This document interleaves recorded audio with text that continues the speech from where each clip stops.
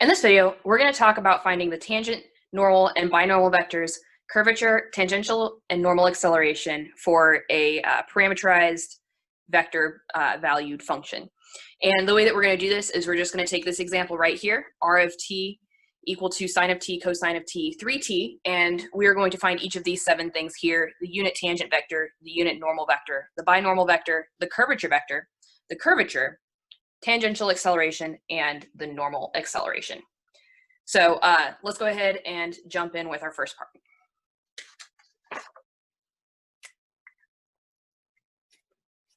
So the first one, that unit tangent vector.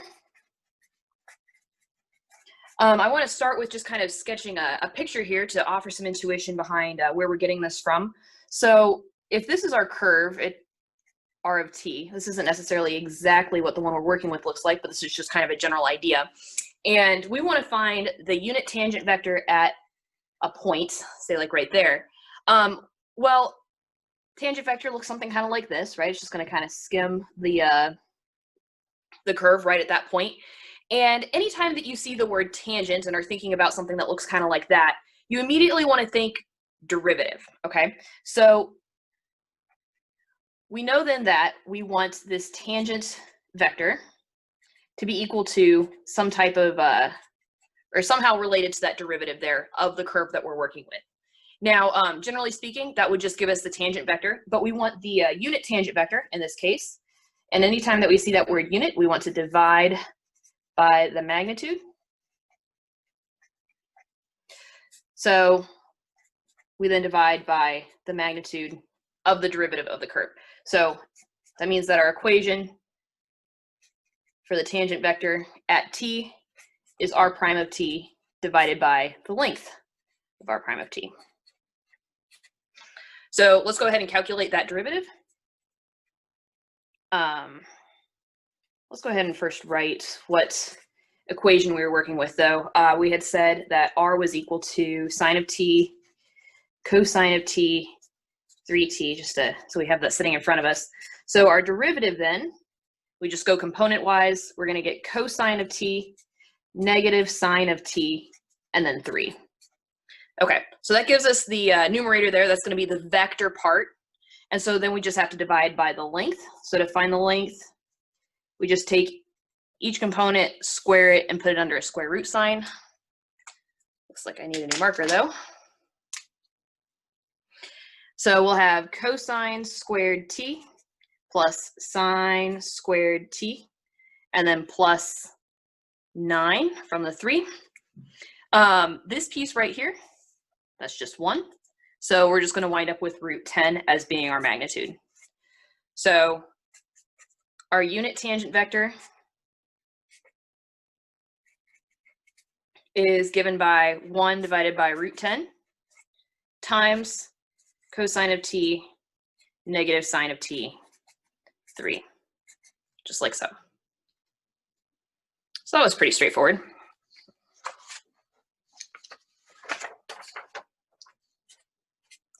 Our next part is the unit normal. And if we go back to our picture that we drew earlier, so this is r of t, and suppose we have a point here and our tangent vector like so. If we want to find the normal vector, we want it to be kind of perpendicular to our curve and to our tangent vector right at this point here. So if you look at it just like right in the super specific area, it's going to look like it forms a right angle, and it will with the tangent vector. And one way to maybe kind of help you remember what this equation looks like, if you just kind of want to understand where it comes from, you can kind of think about this normal vector as being tangent to the tangent vector.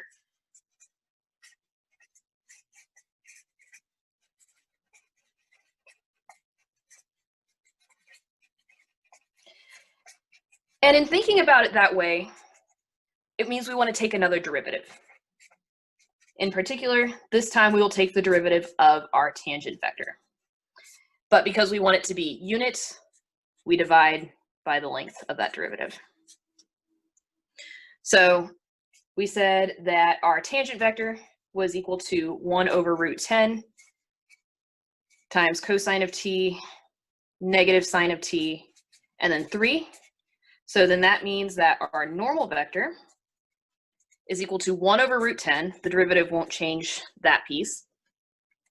And then we take the derivative of each of these, get negative sine of t, negative cosine of t, and 0. So now all we have to do is take the length of, oops, I don't want that to be an n, that's just my derivative. We're not done with the problem yet. To get n, we have to divide by the length of this guy right here. So again, it's going to be the square root of each of these components squared and then added together.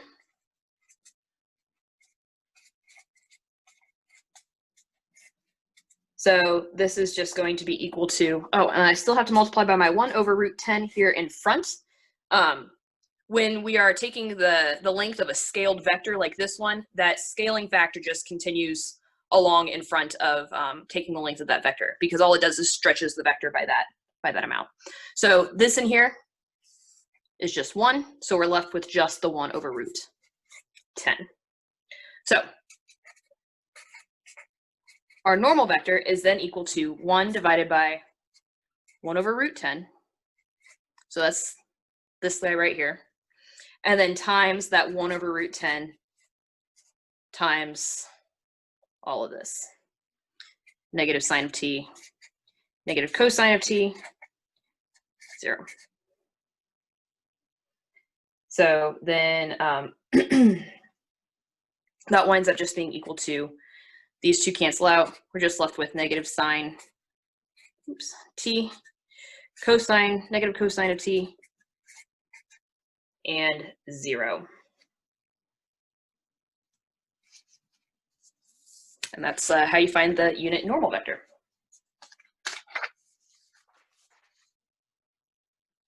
The third part of this problem is to find the binormal vector for this curve. And this particular vector is perpendicular to both t and n.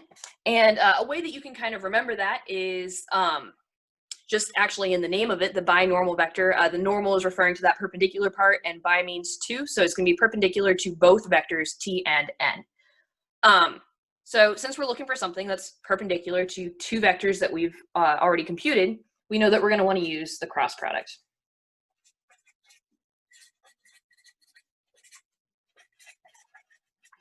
And if you want, you can use the equation b is equal to t cross n. But given the number of pieces that we're going to have to find later, it actually may be more useful to look at a different equation right now for this, which is just r prime cross r double prime divided by the length of r prime cross r double prime. So you can kind of tell that these are the same two equations, since this r prime is found in t and r double prime is actually found in that normal vector right there, if you think about the fact that n is the derivative of t, which was the derivative of r. So we're going to use this route to compute b in this case, like I said, just simply because we're actually going to want both of these quantities again later on. So just so we have it sitting in front of us, we said that r prime of t was equal to cosine of t, negative sine of t, 3. So we still have to compute r double prime. And so that's going to be equal to negative sine of t, negative cosine of t, 0. So now we just want the cross product.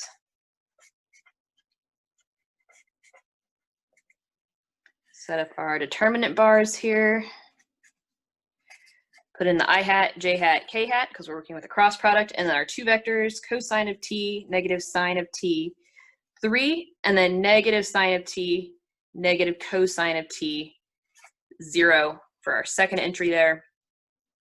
So what we're going to get as a result is I hat times 0 minus negative 3 times cosine, so I'm just going to get 3 times cosine of t, and then minus j hat times, same idea, except I'm going to have sine this time instead of cosine, 3 sine of t. There we go. And then finally, we're going to have plus k hat times, there's actually a little bit more to this one, negative cosine squared minus positive sine squared. So negative cosine squared minus sine squared, like so. And this guy right here simplifies down very nicely to -1. And I'm just going to rewrite this a little bit. 3 cosine of t minus 3 sine of t, and then -1. Okay, so now we really just want it to be a unit vector, so we're going to normalize it. That's the idea with dividing by the length there. So we'll just get the length.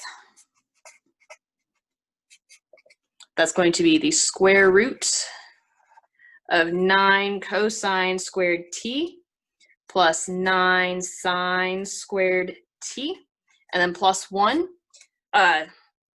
This winds up just being 9 for the same reason that that's -1. So we just get the square root of 10 out of that. So our final answer for the binormal vector is that it is equal to 1 over root 10 times the vector 3 cosine of t, -3 sine of t, and then -1. And that's pretty much all there is to that.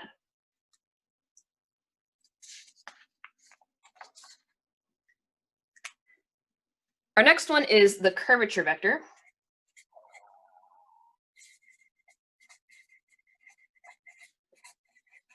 And this is kind of a measure of kind of how the tangent vector is changing direction.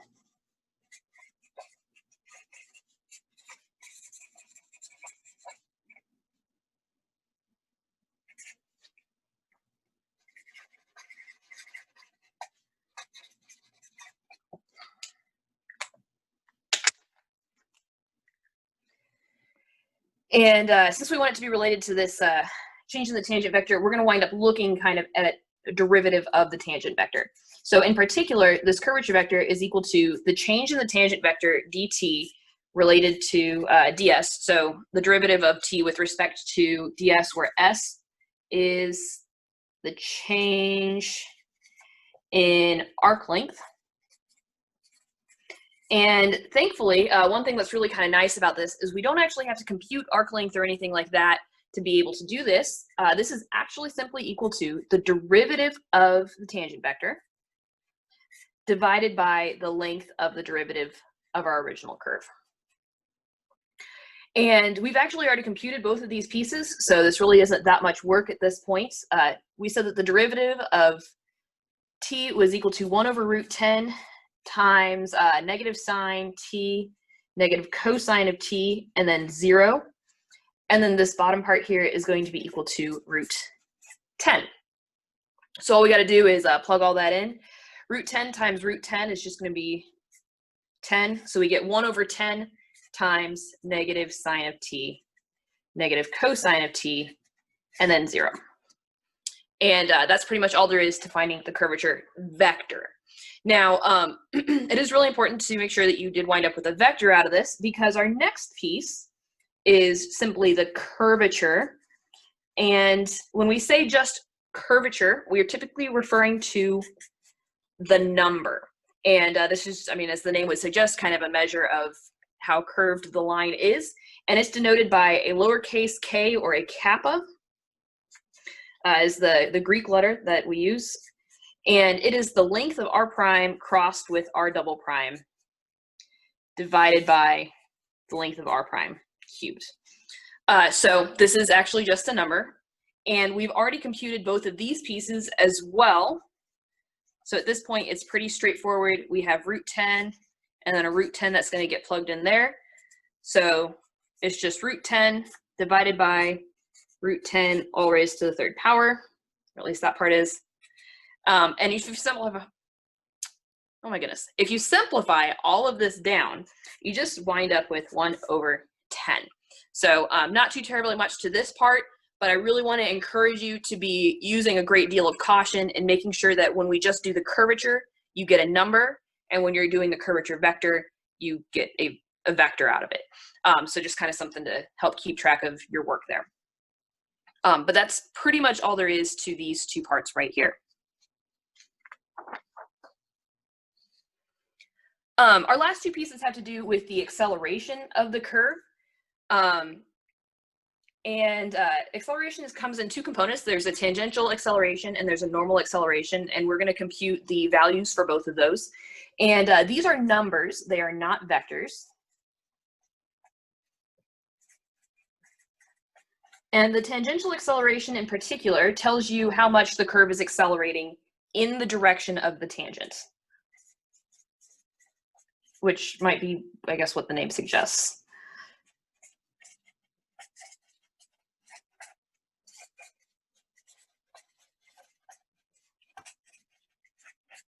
But anyway, because we have this idea of accelerating in the direction of the tangent vector, this value is going to be equal to the dot product between the tangent vector and the second derivative. So this guy right here, this is our tangent vector, right? And then this piece right here is your actual overall acceleration for the curve. And the dot product is the idea of what they have in common. So it's kind of like a measure of how much t points in the direction of the acceleration overall. But anyway, once again, we've actually already computed all the pieces that we need to be able to do this. So we're just going to get, move this over a little bit, 1 over root 10 was what this guy was, times cosine of t minus sine of t 3. Oh, and I still don't have space. Okay, dotted with, so this is going to be a dot product here. The second derivative of r, which was negative sine of t, negative cosine of t, and then 0. When you take this dot product, what you're going to wind up with is 1 over root 10 times, those are parentheses, negative sine of t, cosine of t, plus sine of t, cosine of t, and then plus a 0 from the 3 and the 0. So it's this one, and then that component. Well, these cancel out, so we're actually just left with 0 overall for our tangential acceleration.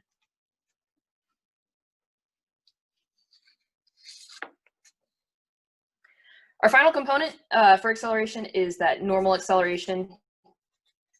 And you can kind of think about it as being the acceleration in the direction of the normal vector.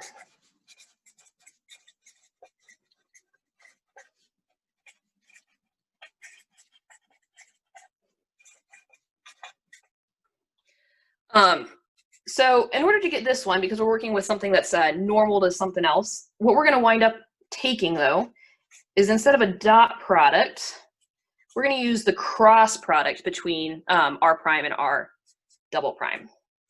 But we still only divide by r prime. So yeah, cross product comes from the fact that this is perpendicular. And again, we've already computed both of these pieces right here.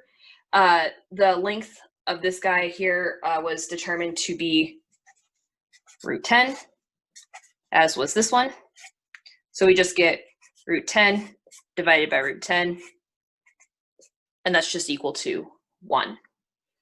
So it looked like there was a lot of pieces to this problem, but I mean, like if you're doing all of these pieces for the same problem, you wind up computing these same elements over and over again, so you can just kind of start reusing them a little bit. But I really want to encourage you to be keeping track of which ones of these are numbers and which ones of these are vectors, which for the most part in the names, that's pretty clear which one's which. If it's got a vector in it, it's a vector, and if it doesn't say vector, then it's probably a number. But just a way to kind of keep track of your work and make sure that you took, like, say, the length here instead of just taking the cross product and calling it a day. We did expect to get a number here. We got a number, so that's instead of a vector, and that's good. So just a few things to kind of keep in mind as you're going through and trying to sort out all the pieces. But other than that, that's pretty much it for this video. Thank you so much for watching.